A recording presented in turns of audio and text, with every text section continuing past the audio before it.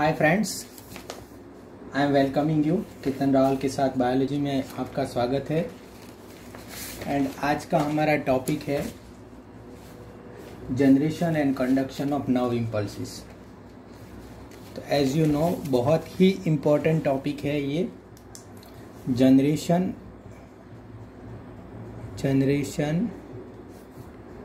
And conduction of nerve impulses। तो generation मतलब impulse generate कैसे करते हैं एंड कंडक्शन मतलब आगे कैसे बढ़ता है। ये दो चीज़ें हमें देखनी है। कहाँ देखनी है? नर्व इम्पल्सिस मतलब कोई एपिथेलियल सेल में नहीं देखनी, कौन से सेल में देखनी है? नर्व सेल में। इम्पल्स मतलब क्या फ्रेंड्स, क्या है इम्पल्स और क्या है इसका यूज़फुल, मतलब किस तरह की चीज़ें ये फिजिकल है।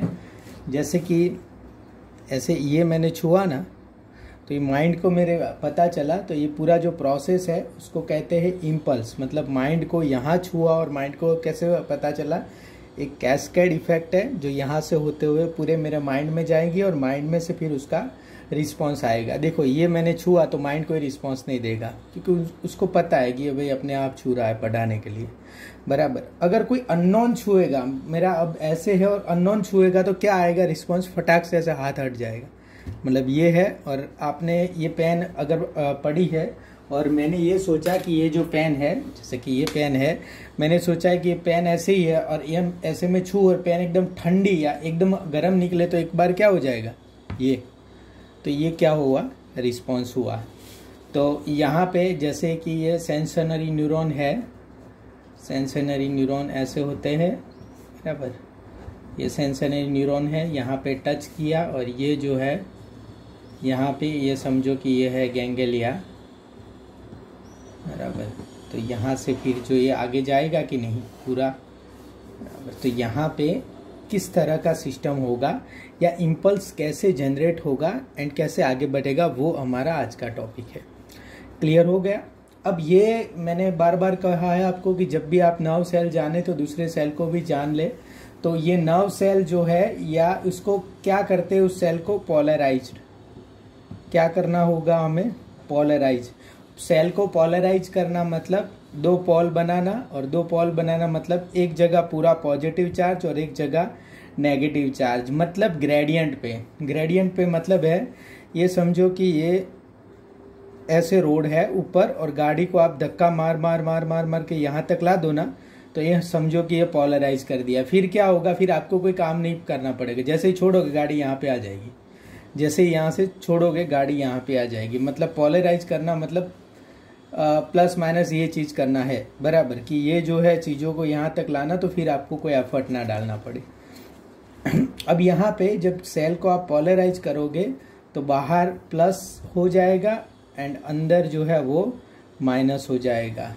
मतलब बाहर जो है पॉजिटिव चार्ज आयन ज़्यादा हो जाएंगे एंड अंदर जो है वो नेगेटिव चार्ज आयन ज़्यादा हो जाएंगे। तो अब ये दरवाज़ा खोलेंगे तो ये इस तरह से दौड़ेगा, बराबर, क्योंकि पॉजिटिव बाहर ज़्यादा और अंदर कम है, तो अंदर जो है ऑटोमेटिकली दौड़ेगा। यहाँ से दरवाज़ा खोलेंगे तो नेगेटिव बाहर दौड़ेगा। तो मतलब ये बराबर ये करके इन लोगों को क्या है, दरवाज़ा हमें ये गेट क्लोज कर देना है। क्लियर हुआ? तो और दूसरी बात ये कि ये किससे होगा? Sodium ion and potassium ion. किससे होगा? Sodium ion and potassium ion, बराबर। और ये सोडियम और पोटेशियम का ये जो कॉन्सेंट्रेशन ग्रेडियंट है, इसके हिसाब से नहीं होगा, क्योंकि यहाँ तो एनर्जी लगेगी तभी जाके ये होगा ना। तो इसके लिए क्या है, एटीपीएस पंप लगेगा, सोडियम पोटेशियम एटीपीएस पंप जो है वो वहाँ पे लगेगा। अब दूसरा क्वेश्चन आपको बहुत इजी क्वेश्चन ये है कि ये क्या सारे सेल में होता होगा कि नर्व सेल में स्पेशल है? और नर्व सेल में स्पेशल है तो फिर नर्व सेल में ही क्यों है? नहीं, ऑब्वियसली सारे सेल में होता है, पर नर्व सेल में मतलब ये जो मशीनरी है वो सारे सेल में होती है। सोडियम एटीसीएम आईटीपीएच है, Na+ है, K+, पर यूज कौन से सेल में करना वो अपनी बॉडी पे डिपेंड है। तो यहाँ पे यूज करके पोलराइजेशन करते हैं ज़्यादा। अब देखो 3-4 वर्ड यहाँ पे आएंगे जिसका क्लियर आपको नहीं पता होगा। एक तो वर्ड आएगा action potential, first word is action potential. दूसरा वर्ड आएगा आपका रेस्टिंग पोटेंशियल, क्या है, रेस्टिंग पोटेंशियल। एंड तीसरा वर्ड आएगा इक्विलिब्रियम पोटेंशियल, इक्विलिब्रियम पोटेंशियल। तो ये 3 वर्ड आएंगे, एक्शन पोटेंशियल, रेस्टिंग पोटेंशियल और इक्विलिब्रियम पोटेंशियल। अब ये तीनों चीजें है क्या वो हम जान लेते हैं, देन हम देखते हैं कि कैसे पोलराइज करेंगे और कैसे आगे काम बढ़ेगा। देखो यहां पे समझो ये सोडियम है Na+ और अंदर सोडियम है Na+। एंड क्लियर हुआ, ये सोडियम है एंड अंदर सोडियम है। एंड ये समझो कि ये दोनों जब हम इक्विलिब्रियम कर देंगे, मतलब यहाँ से जो गेट है वो सब खुला है, पैसिव वाला गेट जो है खुला है, पैसिव ट्रांसपोर्ट हो रहा है, सोडियम चैनल से हो रहा है काम। देखो याद रखना, सोडियम चैनल जो है वो अलग चीज़ है और सोडियम ATPase पंप अलग चीज़ है। सोडियम चैनल मतलब इसमें सिर्फ सोडियम जा पाएगा, पर चैनल होगा तो खुला ही खुला। एंड सोडियम ATPase पंप मतलब सोडियम को धक्का मार के अंदर डालेगा या बाहर निकालेगा, वो ATPase पंप। तो ये सोडियम चैनल खुला है, सोडियम ये खुला है। तो जब दोनों साइड सोडियम इक्वल हो जाएंगे, अब ये खुला है तो ऑब्वियसली इक्वल हो जाएगी, इक्वल हो जाएगी तभी इसका ये जो है इक्विलिब्रियम पोटेंशियल मेम्ब्रेन का नापेंगे तो कितना आएगा, बराबर कितना आएगा। तो दोनों साइड इक्वल हो जाएंगे तो आई थिंक +65 जितना आएगा, +65 जितना सोडियम इक्विलिब्रियम पोटेंशियल है। क्लियर हुआ, ये 3 हमें चीजें पढ़नी है, एक्शन पोटेंशियल, फिर देन क्या है रेस्टिंग पोटेंशियल एंड देन क्या है इक्विलिब्रियम पोटेंशियल। तो ये सोडियम है, सोडियम का इक्विलिब्रियम पोटेंशियल मतलब चैनल खुली रखो Na+, La+, और यहाँ पे ये मेम्ब्रेन का जो पोटेंशियल नापने के लिए अलग अलग टाइप के इंस्ट्रूमेंट भी होते हैं और अलग अलग टाइप की मेथड भी यूज होती है। तो इस पे हम नहीं जाते, हम सिर्फ बात समझ लेते हैं कि इक्विलिब्रियम पोटेंशियल हर एक आयन के लिए अलग अलग होगा। क्लियर हो गया। इक्विलिब्रियम पोटेंशियल मतलब दोनों साइड जब वो इक्विलिब्रियम में आ जाए तब जाके जो मेम्ब्रेन का पोटेंशियल है उसको क्या कहेंगे, इक्विलिब्रियम पोटेंशियल कहेंगे। क्लियर हो गया। तो सोडियम का कितना है 65, ऑब्वियसली पोटेशियम का नापेंगे। पोटेशियम जब वो होगा तो ये पोटेंशियल जाएगा माइनस में, कितना होगा -90, कितना होगा -90। इक्विलिब्रियम पोटेंशियल सोडियम का जो है वो +65 है और इसका कितना है -90 है इक्विलिब्रियम पोटेंशियल। अब देखो क्लियर। तो अगर सोडियम दोनों साइड एक जितना होगा तो ये 65 रहेगा और पोटेशियम एक जितना हो गया इक्विलिब्रियम में तो ये रहेगा 90। अब इक्विलिब्रियम पोटेंशियल फंडा सॉल्व हो गया। अब हम एक्शन पोटेंशियल देखते हैं, रेस्टिंग पोटेंशियल देखते हैं। इसके पहले सेल पोलराइज्ड कैसे होता है वो देखते हैं, बराबर। तो हम पोलराइज कैसे होता है वो देखते हैं। अब देखो यहाँ पे ऐसे कर दो, ये सेल है, ये सेल का ये सेल मेम्ब्रेन है, ये क्या है सेल मेम्ब्रेन देख लो। ये अंदर का चीज है इंटरसेल्युलर फ्लूइड, ये एक्स्ट्रा सेल्युलर फ्लूइड ECF है और ये ICF है। क्लियर हुआ। अब देखो ये सोडियम ATPase पंप में ये लोग क्या करते हैं कि 3 सोडियम को बाहर ले जाएंगे और 2 पोटेशियम को अंदर आने देंगे। तो ये इसी तरह का इन लोगों के पास जो है वो ऐसा है, ऐसा 5 सीटर गाड़ी है उनके पास, समझ लो।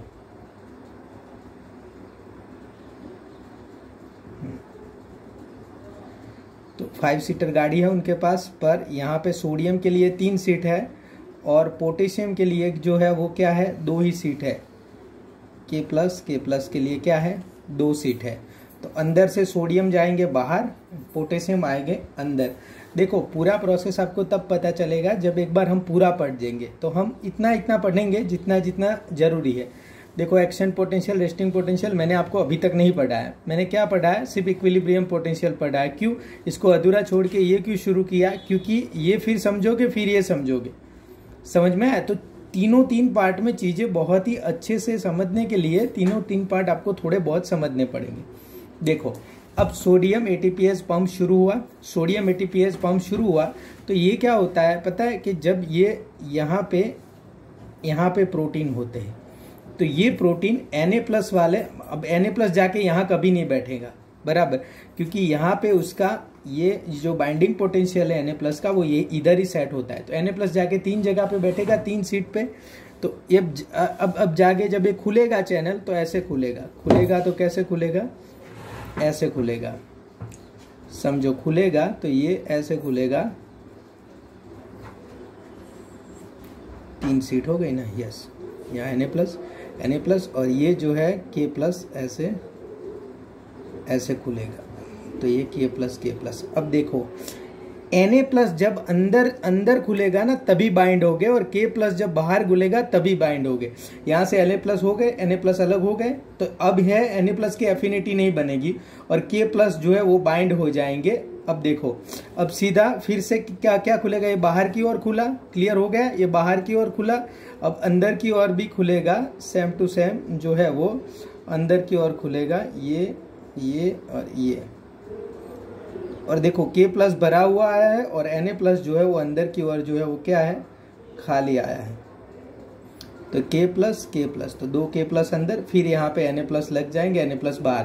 तो एक और एक K+ वाला खाली जाएगा, एक और Na+ वाला जाएगा खाली। K+ भरा हुआ जाएगा तब भी अफिनिटी नहीं होगी कि वो K+ बाहर जा पाए। तो टोटल हमारी बात ये है कि 3 Na+ जो है वो ये लोग बाहर भेजेंगे एंड 2 K+ जो है वो ये लोग अंदर भेजेंगे। और ATPase है, ATPase को आप क्वेश्चन नहीं कर सकते, एनर्जी है।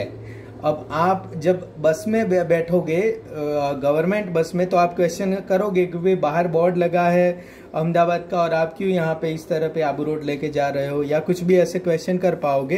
पर अपनी गाड़ी होगी किसी की तो थोड़ी आपको क्वेश्चन कर पाओगे कहीं पे भी जाए, क्योंकि उसका अपना एनर्जी है ना। तो ATPase जो है वो इसी तरह से काम करता है, इन दोनों का मोबिलाइजेशन या मूवमेंट कराएगा। हम ये समझ सकते हैं Na+ की 3 एफिनिटी है, एक बार में Na+ 3 ही बाहर जाएंगे। K+ की 2 एफिनिटी है तो एक बार में 2 ही K+ अंदर आ पाएंगे। तो क्लियर हुआ आपका मामला? तो अब होगा क्या? ये सब चीजें चलती रहेगी तो Na+ बार बहुत बढ़ जाएंगे और K+ अंदर बढ़ जाएंगे। पर हमें जानना होता है प्लस कहाँ ज़्यादा बढ़ेंगे, बाहर बढ़ेंगे कि अंदर बढ़ेंगे? प्लस कहाँ ज़्यादा बढ़ेंगे? प्लस बढ़ेंगे बाहर ज़्यादा। क्लियर हुआ ना कि यहाँ पे 3 जा रहे हैं और यहाँ पे 2 अंदर आ रहे हैं। तो 3+ बाहर जाएंगे एंड 2+ अंदर आएंगे। समझो पहले तो इक्विलिब्रियम था, इन्होंने स्टार्ट किया तो माइनस तो अंदर ही अंदर है और बाहर के माइनस बाहर के बाहर है, पर यहाँ से प्लस ज़्यादा भेज रहे हो तो पॉजिटिव चार्ज कहाँ इकट्ठा होगा? बाहर इकट्ठा होगा। और नेगेटिव चार्ज क्या है? अंदर इकट्ठा होगा। तो ये सब चीज़ें हो जाएगी। तो मुझे बताओ कि ये जो मेम्ब्रेन पोटेंशियल है, ये जब Na+ एक जितने होते तो ये क्या होता? 65 होता। K+ एक जितने होते तो वो -85 होता। अब तो ये पूरा मतलब मामला ही गड़बड़ हो गया। बाहर बहुत ज़्यादा Na+ है एंड अंदर K+ है, तो ये दोनों क्या है? अलग हो गए। K+ अंदर है, Na+ बाहर है। तो ये जो पोटेंशियल सेट हुआ उसको क्या कहेंगे? Resting potential. क्या कहेंगे उसको? रेस्टिंग पोटेंशियल कहेंगे। ये पोटेंशियल सेट हुआ। क्लियर हुआ आपका? अगर आपको जरा भी क्लियर ना हो तो ये वो लेना और बार बार इस चीज़ को सुनना तो क्लियर हो जाएगा। अब देखो इक्विलिब्रियम पोटेंशियल क्या था कि Na+ दोनों साइड क्लियर कट एक जितने रहे और K+ है दोनों साइड एक जितने रहे। अगर समझो कि ये मेम्ब्रेन में Na+ एक जितने हैं एंड K+ एक जितने हैं, ऐसा हो दोनों साइड तो कहीं ना कहीं कहाँ बैठेगा? 65 एंड -85 के बीच में कहीं ना कहीं ये रेस्टिंग पोटेंशियल बैठेगा। समझ में आ गया? तो यहाँ पे ये जो है, अब देखो यहाँ पे ये मामला है कि Na+ बहुत ज़्यादा बाहर है और K+ बहुत ज़्यादा अंदर है। तो ये जो रेस्टिंग पोटेंशियल बैठ रहा है वो कितना बैठ रहा है, -70 MV। समझ में आया? इक्विलिब्रियम पोटेंशियल से ये हट गया।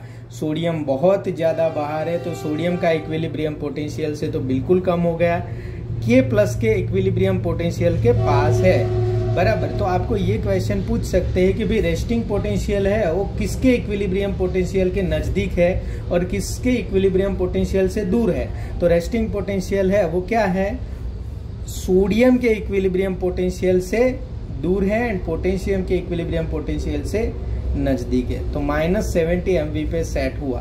अब -70 MV पे सेट हुआ ना, तो -70 MV क्या हुआ, -70 MV हो गया रेस्टिंग पोटेंशियल। क्या हो गया, रेस्टिंग पोटेंशियल। रेस्टिंग पोटेंशियल मतलब एकदम पोलराइज है, अभी तक कोई इम्पल्स जनरेशन नहीं हुआ। तो अभी समझो कि ये है, ये ऐसा है, अभी कोई इम्पल्स जनरेशन उसका हुआ नहीं।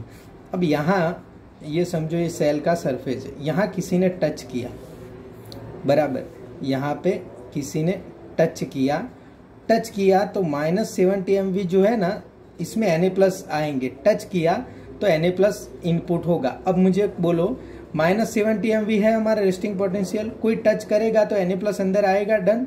तो Na+ अंदर आएगा तो ये रेस्टिंग पोटेंशियल ऊपर जाएगा कि नीचे जाएगा, ये क्या होगा, रेस्टिंग पोटेंशियल ऊपर जाएगा कि नीचे जाएगा। ऑब्वियसली क्योंकि सोडियम का 65 MV है प्लस, तो ये ऊपर ही जाएगा। सोडियम अगर अंदर आया तो ये ऊपर जाएगा।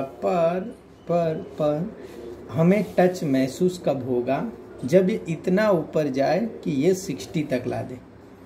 कितना ऊपर जाए, यहाँ पे समझो कि ये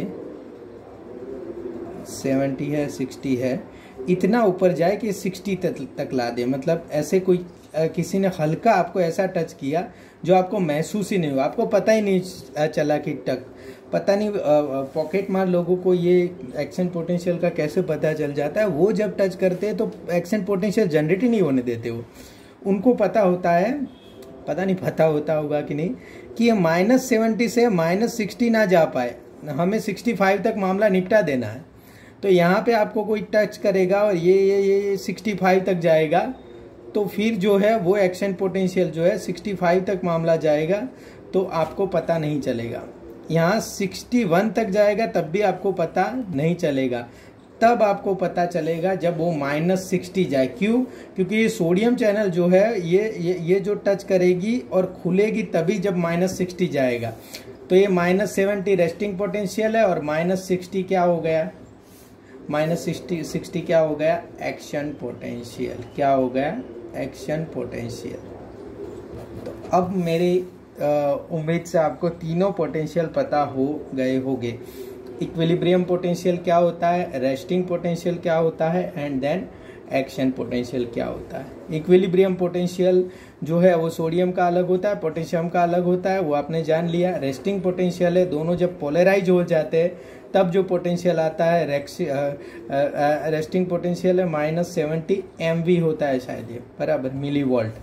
क्या है, -70 MV मिलीवोल्ट। फिर जो एक्शन पोटेंशियल है -70 से जो कोई टच करेगा और -60 तक जाएगा, तब जो है उसको क्या कहते हैं, एक्शन पोटेंशियल। क्लियर हुआ आपका, resting potential, equilibrium potential and action potential. तो यहाँ एक पार्ट आप देखो, आप पढ़ चुके कि एक्शन पोटेंशियल क्या है, इक्विलिब्रियम पोटेंशियल क्या है, रेस्टिंग पोटेंशियल क्या है। अब देखो, अब देख लो पहले आप यहाँ पे प्लेट में वगैरह में कि भाई क्या किस तरह से चीजें हैं। ये देखो, ध्यान से देखना, इस सोडियम पोटेशियम पंप है ये, और दोनों टाइप होता है। पहले जो है, पहले ये लोग क्या करते हैं, ऐसे चैनल से आते हैं, Na+ की चैनल है, Na+ अंदर आएंगे, K+ की चैनल से K+ बाहर जा रहे। क्लियर हुआ, K+ की चैनल, और ये आएगा अभी इसका वो आपने तो बोला ना कि सर आपने तो 80 pH वाला कहा, ये आएगा, ये थोड़ा शांति रखना। पर ये जो है, आप ये बात समझ लो कि ये क्या है, ये है पैसिव ट्रांसपोर्ट, Na+ अंदर K+ बाहर। अब जो है ये एक्टिव में देखो 2K+ अंदर आ रहा है, 3 Na+ बाहर जा रहा है। ऐसे ढूंढ के 3 नहीं करता, पर Na+ की एफिनिटी ऐसी है कि उसका 3 ही सीटिंग है, तो वो 3 ही बार जाएगा, एक बार में जाएगा तो। और यहाँ पे एक बार में आएगा तो 2 ही अंदर आएगा, तो इसी तरह की सीटिंग ही है। तो Na+ K+ कैरियर प्रोटीन जो होता है, Na+ K+ ATPase होता है, यहाँ पे ATP यूज आता है, 3 Na+ बाहर, 2K+ अंदर, बराबर। ये इनसाइड या आउटसाइड। तो ये तो मामला क्लियर हो गया। ये इन्होंने बताया है कि ये जो होता है एक्टिव होता है और ये जो होता है पैसिव होता है। कैसे पैसिव होगा, कब पैसिव होगा वो देखेंगे। अभी आप इतना देख लो कि ये एक्टिव होता है, आपको मामला पता चल गया है। अब देखो एक एक सेंटेंस जो है वो आप देख लेना और एक एक सेंटेंस पे बराबर ध्यान देना। यहाँ पे मैं पढ़ रहा हूँ, अगर कर्सिव राइटिंग ज़्यादा है तो मैं पढ़ूंगा तो आपको क्लियर हो जाएगी। Active and passive ion movement across the cell surface of an axon, वो आपको दिखा है। The movements are responsible for generation of negative potential inside the axon। obviously negative potential Na+ बाहर जाएंगे 3 और 2 ही K+ अंदर आ जाएंगे, तो अंदर तो नेगेटिव पोटेंशियल ही बढ़ेगा। This is called resting potential. और नेगेटिव पोटेंशियल बढ़ रहा है उसको कहेंगे रेस्टिंग पोटेंशियल। -70 MV होती है। पोटेंशियल पे हम लोग बराबर पढ़ चुके हैं। Active transport take place through the sodium potassium pump, बराबर। एक्टिव ट्रांसपोर्ट किससे होता है, sodium potential. Ion channel allow the passive movement of ion down their electrochemical gradient, वो तो इलेक्ट्रोकेमिकल ग्रेडियंट से आयन चैनल भी उनको करते हैं, पर आयन चैनल कब खुलेंगे वो मैं आपको बताऊंगा। एक्साइटेबल सेल्स का मतलब क्या होता है, neuron are excitable cells because their membrane are in a polarised state due to differentiate concentration gradient of ions across membrane. एक और क्या होता है, प्लस होता है, दूसरी और माइनस होता है। तो न्यूरॉन्स क्या हो गए, एक्साइटेबल सेल्स हो गए। अब जो है हम पहला पढ़ेंगे आज, रेस्टिंग फेज क्या है, बराबर। उसका मतलब ऐसे 3 फेज है, बराबर। एक तो रेस्टिंग फेज है, दूसरा जो फेज है एक्साइटरी स्टेज है, एंड तीसरा जो है वो रीपोलराइज है, बराबर। रीपोलराइजेशन है। तो रेस्टिंग फेज मतलब नर्व कंडक्शन नहीं कर रहा है वो, यार इम्पल्स कंडक्शन नहीं कर रहा है। तो इम्पल्स कंडक्शन नहीं कर रहा है तो वो फेज जो है उसको क्या कहेंगे, it is called resting phase. The potential difference which exist across the cell surface membrane of nerve cells negative inside the cell with respect to outside, वो तो आपको पता है, अंदर नेगेटिव होगा बाहर पॉजिटिव होता है। The membrane is said to be polarise, तो मेम्ब्रेन को क्या कहेंगे, पोलराइज कहेंगे। The potential difference across the membrane at rest is called the resting membrane potential and this is about -70 MV। पूरा मैंने आपको बराबर पढ़ा दिया कि रेस्टिंग मेम्ब्रेन पोटेंशियल क्या होता है। The negative sign indicate that inside the cell is negative with respect to outside। Range उनकी क्या होती है, -60 MV to -85। क्यों, क्योंकि K+ इक्विलिब्रियम में -85 हो जाएंगी एंड एक्शन पोटेंशियल के टाइम -60 MV हो जाएगी। अब देखो 60 से 59 वो होगा तो एक्शन पोटेंशियल में कोई नहीं फर्क पड़ेगा, मतलब जैसा पोटेंशियल होगा वैसा ही दिखाएगा आपको, बराबर। तो इसमें फिर कोई फर्क पड़ने वाला है नहीं, -60 से 50 भी हो जाएगा कोई कितना भी, पर -60 तक कुछ फर्क नहीं पड़े, अरे मतलब कुछ आपको पता नहीं चल पाएगा। क्लियर हो गया रेस्टिंग फेज का।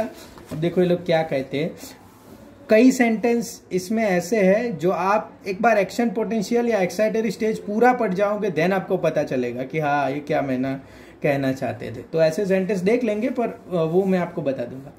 The resting potential is maintained by active transport and passive diffusion of ions. Passive diffusion of ions जो है वो भी रिस्पॉन्सिबल है, एक्टिव ट्रांसपोर्ट भी रिस्पॉन्सिबल है। अब देखो मैंने फिर से कहा था पैसिव डिफ्यूजन ऑफ आयंस आपको आगे पता चलेगा। The active movement of this ions is opposed by the passive diffusion of the ions. The rate of diffusion is determined by the permeability of the axon membrane to the ion, बराबर। Rate of diffusion मतलब क्या है कि ये axon membrane है कि नहीं, कभी एकदम से गेट खोल के परमिएबल हो जाती है कि चलो चलो आ जाओ फटाफट, फिर एकदम बंद हो जाती है। तो ये रेट ऑफ डिफ्यूजन है वो कब डिसाइड होगा कि ये एक्सोन मेम्ब्रेन है या सेल मेम्ब्रेन है, कब परमिएबल होती है और कब बंद होती है, बराबर। Rate of diffusion is determined by the permeability of the axon membrane to the ion. वो कब परमिएबल होगी कब नहीं होगी फिर से आगे आएगा। पोटेशियम आयंस है membrane permeability greater than that of sodium ions. तो सोडियम आयंस जब दोनों गेट अगर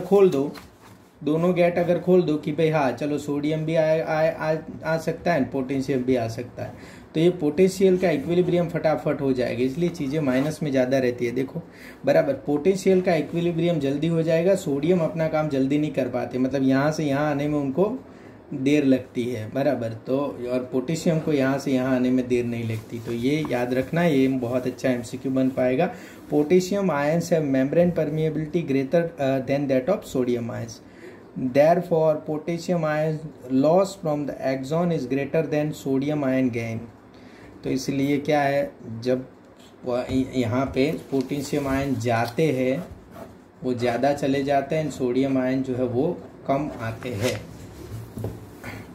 This lead to not loss of positive ions from the axon and production of negative net loss of positive ion from the axon and production of negative charge within the axon, बराबर। तो इसलिए बहुत ज़्यादा potassium चले जाते हैं, इतने sodium आ नहीं पाते, तो इसलिए नेगेटिव जो है वो एक्सॉन के अंदर बना रहता है। Due to active transport and diffusion process positive charge is more outside and negative charge is more outside and negative charge is more inside. यहाँ पे हमने क्या समझा, हमने समझा इतना ही कि भाई यहाँ पे आउटसाइड पॉजिटिव चार्ज हो जाता है और इनसाइड नेगेटिव चार्ज होता है। फिर कुछ सेंटेंसेस हमने ऐसे समझे जो अभी नव कंडक्शन होगा या जब इम्पल्स जनरेशन होगा तब हम पता चलेगा कि इसमें चेंज क्या आता है। तो आज आप क्या समझे, आज आप ये समझे कि भाई ये एक्शन पोटेंशियल क्या है, रेस्टिंग पोटेंशियल क्या है, इक्विलिब्रियम पोटेंशियल क्या है, और ऐसा क्या करते हैं तो जो अंदर नेगेटिव चार्ज हो जाता है बाहर पॉजिटिव चार्ज हो जाता है। देन अब हम आगे क्या समझेंगे, आगे हम नेक्स्ट ये समझेंगे कि एक्शन पोटेंशियल जनरेट क्या होता है, मतलब ऐसा हम टच करते हैं तो किस तरह का चेंजेस यहाँ पे आएगा और ये एक्शन पोटेंशियल आगे कैसे बढ़ेगा। Thank you very much friends.